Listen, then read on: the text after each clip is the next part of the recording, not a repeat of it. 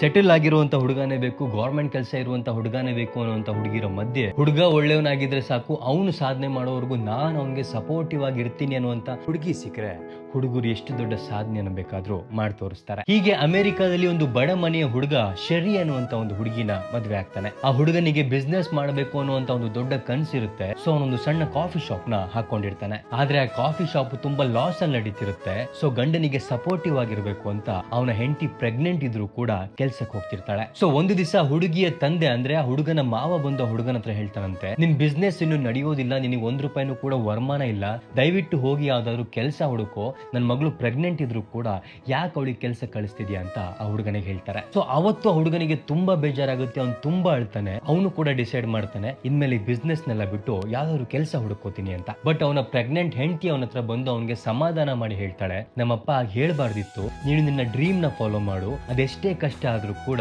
ನಾನ್ ನಿನ್ಗೆ ಸಪೋರ್ಟಿವ್ ಆಗಿರ್ತೀನಿ ಅಂತಾಳೆ. ಸೊ ಅವತ್ತು ಆ ಹುಡುಗಿ ಏನಾದ್ರು, ನಮ್ಮಪ್ಪ ಹೇಳಿದ್ದೆ ಸರಿ, ನಿನಗೆ ₹1 ಕೂಡ ವರಮಾನ ಇಲ್ಲ, ಈ ಡ್ರೀಮ್ಸ್ ಬಿಸ್ನೆಸ್ ಎಲ್ಲವನ್ನೂ ಕೂಡ ಸೈಡಿಗಿಟ್ಟು ಯಾವ್ದಾದ್ರು ಕೆಲಸ ಹುಡುಕು ಅಂತ ಹೇಳ್ಬಿಡಿದ್ರೆ ಇವತ್ತು ನಮ್ಮ ಮುಂದೆ ಸ್ಟಾರ್ ಬಕ್ಸ್ ಅನ್ನುವಂತ ಒಂದು $1 ಬಿಲಿಯನ್ ಕಂಪ್ನಿ ಇರ್ತಿರ್ಲಿಲ್ಲ. ಈ ಕತೆ ಬೇರೆ ಯಾರ್ದು ಅಲ್ಲ, ಸ್ಟಾರ್ ಬಕ್ಸ್ ನ ಫೌಂಡರ್ ಆಗಿರುವಂತ ಹಾವರ್ಡ್ ಶುಜಲ್ಸ್ ಅವರ ಕತೆ ಆಗಿತ್ತು. ಇಡೀ ಪ್ರಪಂಚವೇ ನಮ್ಮ ವಿರುದ್ಧ ನಿಂತರೂ ಕೂಡ ನಮ್ಮ ಲೈಫ್ ಪಾರ್ಟ್ನರ್ ನಮಗೆ ಸಪೋರ್ಟ್ ಮಾಡಿದಾಗ ನಾವು ಎಂತ ಸಾಧನೆಯನ್ನು ಕೂಡ ಮಾಡಬಹುದು ಅನ್ನೋದಕ್ಕೆ ಈ ಒಂದು ಕಥೆಯ ಸ್ಫೂರ್ತಿ.